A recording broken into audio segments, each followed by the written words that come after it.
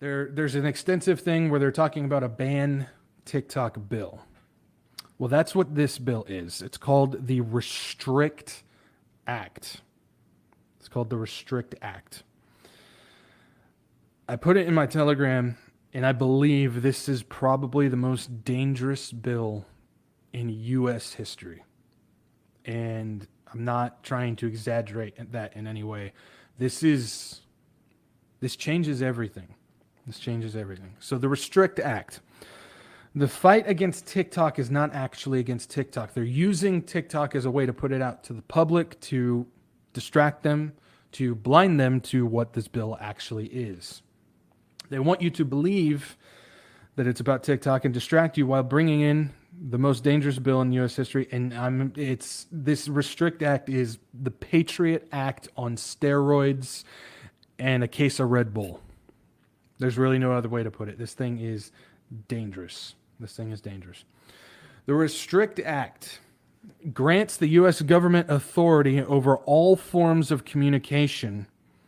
I'm going to say that again. The Restrict Act grants the U.S. government authority over all forms of communication, domestic or abroad, and grants powers to, and this is what it says, enforce any mitigation measure to address any risk to national security now and in any potential future transaction.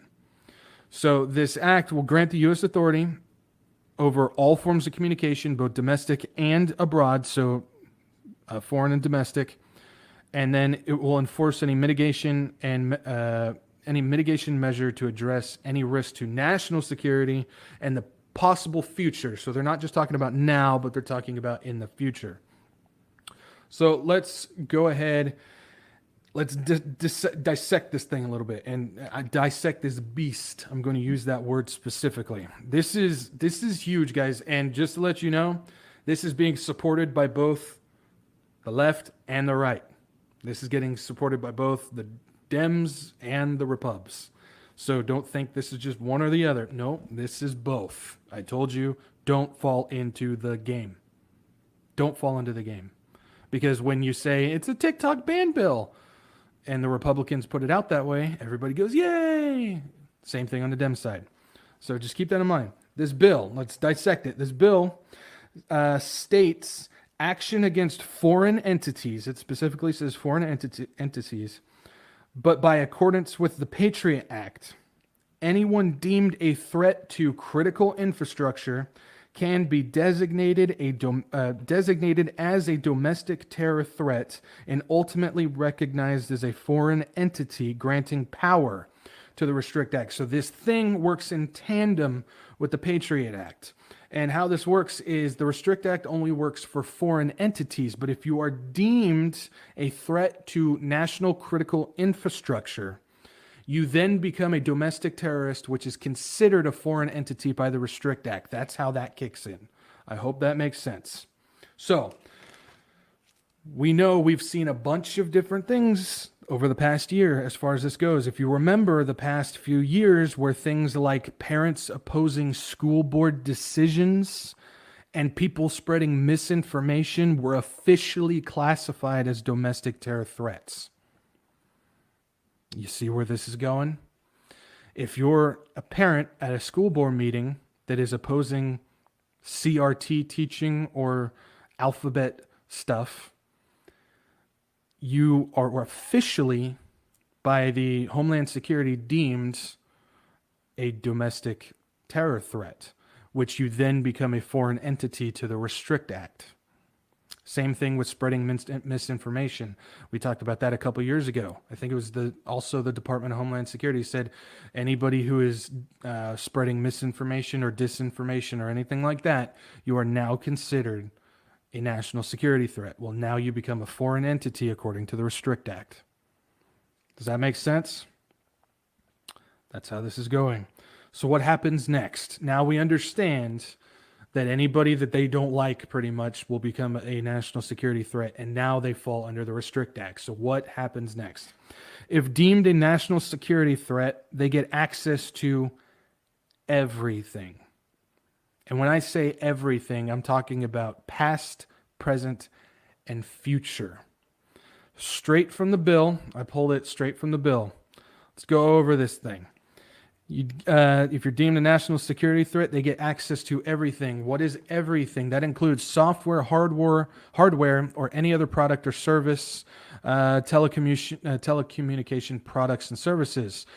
We're talking wireless networks, mobile networks, satellite payloads, satellite operations and control, cable access points, wireline access points, core networking systems, long, short, and backhaul networks, edge computer platforms. It's also branches into internet hosting services, cloud-based or distribution computing and data storage, machine learning, predictive analytics, and data science products and services, including those that the provision of services to assist a party utilize, manage, or maintain open source software, managed services, and content delivery services.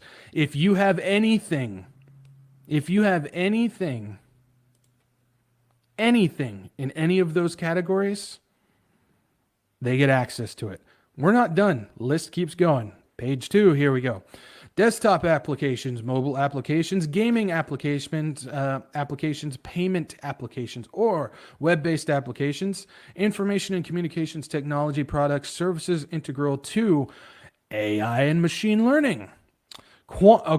Future, here we go. They're already locking down anything that you might have that's quantum computing. We're talking about quantum key distribution, quantum communications, quantum computing, post-quantum I can't say that word. You can read it. Autonomous systems, advanced robotics, biotechnology, synthetic biology, computational biology, and e-commerce technology services, all that stuff. That's straight from the bill. That's straight from the Restrict Act. If you are deemed a national security threat, they have access to anything that you have on any of those things. Your phones, computers, bank accounts, Bitcoin, cryptocurrency, stock exchange, anything, your gaming applications, your digital, anything. And then they've even got the future in there when they switch it over to quantum, because we know they're going to need quantum computing to get this beast system running properly, like global scale. If you have anything involved with that, they can get that too. So, what do they get access to if you're deemed a national security threat? Everything. The Act also allows the Director of National Intelligence and the Secretary of Commerce to universally designate new foreign adversaries without notifying Congress, and a 15-day window to notify the president. So we're talking about people who are not voted in. They are chosen by ringleaders. Will have the ability to deem anybody a foreign adversary. They do not have to go through Congress, and they get 15 days to inform the president that they did it. They're not asking the president. They will inform the president. Sounded good? Sounded good? Yeah. To overturn the designation of foreign adversary, a joint resolution of Congress is required. So Congress isn't needed to create a foreign adversary, but you need joint resolution by the Congress to get them off the list. It's amazing how that works, isn't it? Now, once a citizen is classified a national security threat and a foreign entity the bill grants authority to enforce any action deemed necessary to mitigate the threat with no due process and very few punishment limits. So once detained without due process, to eliminate the immediate threat imposed, so when you're an immediate threat, once you're detained without due process, punishments can range from $1 million fines to 20 years in prison to literally forfeiting every possession you own, physical and digital. This is the precursor to controlling everything. Social credit, CBDC, 15-minute cities, all of it. This bill will cover all of it. And if you practice the slightest thing as wrong think, they can take every last thing you have. Just like that. Just like that. Keeps going. This bill also includes unlimiting hiring of enforcements, like agents and stuff. So unlimited hiring of enforcement with absolutely no budget, unlimited funding, and limited to no oversight or review, and complete, here we go, complete immunity to the Freedom of Information Act. The last thing that we've got that actually stands in our favor. This thing is immune from it.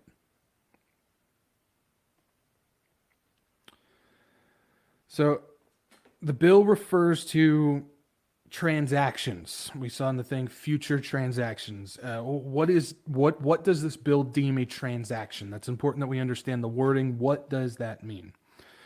The bill, according to the bill, transaction is considered anything by anyone, according to the bill. So if you do anything, that is considered a transaction according to the bill. It's that simple. It's that simple. This is the Restrict Act. This is the Patriot Act on steroids and an entire case of Red Bull. This thing is supported by both parties. It is being pushed through and advertised as a TikTok ban bill, when in actuality, this is a we're going to take full control of everybody and everything bill. Including, because I just want to throw this in there, because I know there's some people that are like, Bitcoin fixes it. No, Bitcoin doesn't fix this. They've got that on lock. And if you think Bitcoin is some freedom type of thing, no, they created Bitcoin. They created Bitcoin. It's not what people think. That's the Restrict Act, guys. This is man, I can't believe it. I can't believe it. So we need to watch and see what's going to happen with this thing. It's been introduced. I don't think they voted on anything yet that I know of. They could have, but from what I saw, I don't think so. But I know it's been introduced. So that's the Restrict Act. You guys all happy?